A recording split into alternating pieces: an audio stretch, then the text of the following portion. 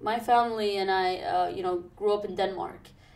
We lived in a country where, albeit we weren't always welcomed as part of that country, but our rights were respected. And if anything ever happened to us, we could always go and find justice through the system. Then we moved to Bahrain, and that completely changed. I never knew what it meant to live in a country where you did not have freedom of expression.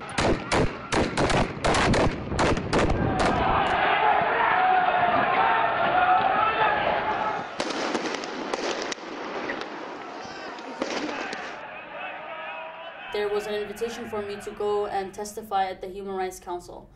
And I didn't want to leave because the protests were still undergoing and I wanted to be there in case anything happens. But my father explained to me how important it is to have a voice on the outside just as much as it was having people participate on the inside.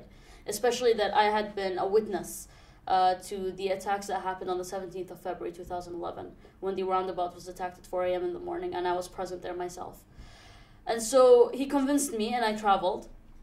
And of course after that the GCC forces entered Bahrain. And I knew going back to Bahrain most likely meant that I would be imprisoned, if not tortured and otherwise. So if people move to gain their rights, to protect their rights, and the government do some kind of reaction, it's not the people's fault, it's the government's fault. I would prefer that always being for the people's rights, not for me personally. But sometimes you need to sacrifice to get your rights. My father, of course, was sentenced to life imprisonment on June 22nd, 2011. And then that verdict was upheld in court, both military courts. He went on several hunger strikes throughout his detention period. For him, the most important thing is that the fight for human rights and for freedom continues. And that's why, despite all of the threats, despite all of the torture, when he was sentenced to life imprisonment last year, he screamed in court that the struggle will continue. And so when I read the torture report about what my father had been through, my first reaction was to book a ticket and go back to Bahrain. It was my friends who stopped me from doing it. When I saw the video of my sister getting dragged across the roundabout and being arrested violently, again, my first reaction was I need to go back to Bahrain. Because, it's true, being a human rights defender, you always look at the bigger picture, but at the end of the day, you're still a human being.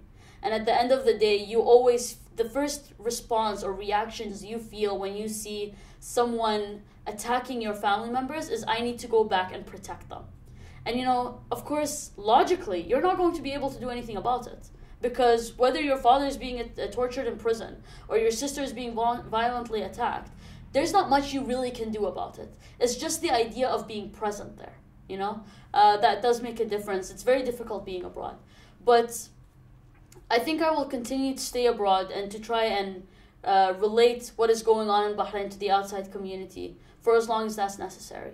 But given everything we've been through in Bahrain the past year and a half, I've come to realize that as a Bahraini, I don't really matter internationally. I only matter as much as I can make noise around the world, as much as I can embarrass governments into doing the right thing. But other than that, I don't really have an importance as a Bahraini. And so this brings me to my next point, which is that we depend on people like activists within the Amnesty community to really help us bring our voices forward, to make that noise which gives us importance internationally.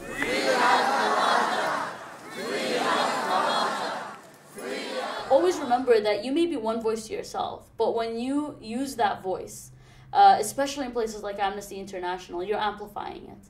And you're standing together with thousands of other people who really care about the very same issues.